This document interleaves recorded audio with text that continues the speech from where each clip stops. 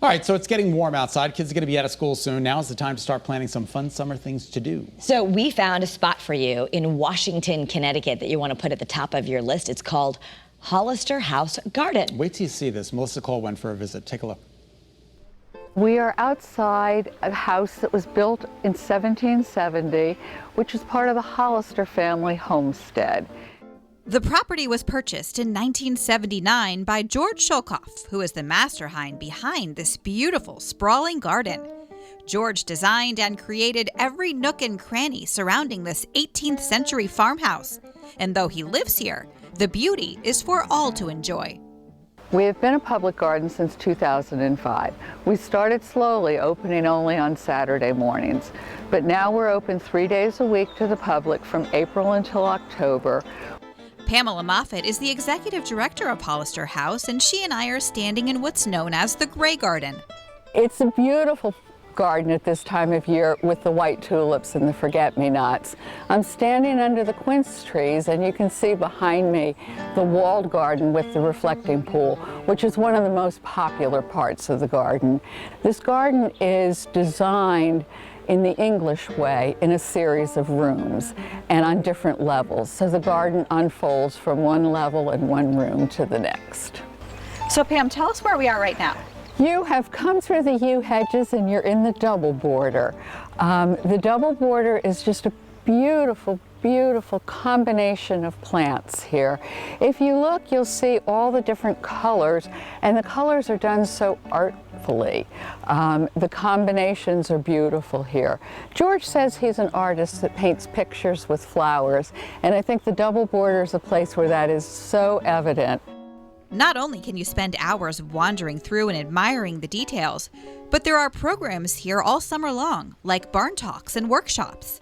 On botanical art and on iPhone photography, all of which have been extremely popular. So you could actually take really amazing pictures just from your phone? Yes.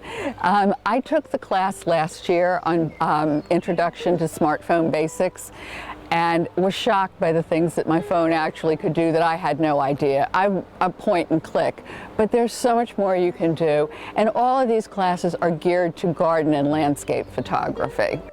There's a designated time for artists to come out and draw, paint, take photos.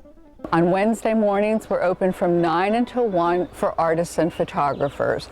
They come with their easels and their paints and set up and really have a wonderful time here in the garden in the morning. And something new this year, evenings in the garden. We're opening on Thursday evenings from 6 to 8. It's a chance for people to see the garden in a different light. And for the first time ever, we're allowing picnicking on the main lawn during those hours only. Grab family and friends, a blanket and some food, and make an evening out of it, picnicking with this view. We welcome children in the garden. We do ask that they stay with their parents at all times. The garden is a magical place for children, but as you can see, there are steps, water features, gravel paths, so children should remain with their parents. So last year obviously was different for many reasons, and how did you all adjust to the pandemic? The garden remained open all season, and we had more visitors last year than we've ever had in the history of the garden.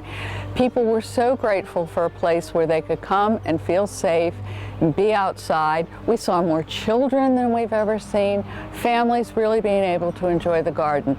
So while it was a very strange year and all of our programming had to be canceled, it was a very good year in so many ways. Every bench was filled with people reading or just soaking in the sounds and sights, a true respite from a strange time. We had so many letters and emails from people telling us how grateful they were that we stayed open. And if you had to say, in your opinion, the very best time to see it? I get asked that question all the time. Garden clubs call and say, well, when is the best time? And this is a unique garden and a beautiful garden in that it really is lovely from April until the end of September, the beginning of October. And it depends on what you want to see. The daffodils and the tulips are beautiful in the spring. The peonies are amazing when they come in early in June, followed by the incredible daylilies, an extraordinary collection of daylilies and the dahlias. And then the fall garden is just lovely in and of itself. So there's no bad time to come. There's no bad time to come, and it depends on what you love. This is a beautiful time, but it's beautiful next month and the month after too. That is spectacular, right? All right, we're going to link Hollister House's website on betterconnecticut.com for a list of hours and upcoming events. A suggested donation of $5 is appreciated if you visit the garden. That's so nice, just a $5 donation. It's amazing out there. Amazing. What a great day trip too, as people are starting to get back out.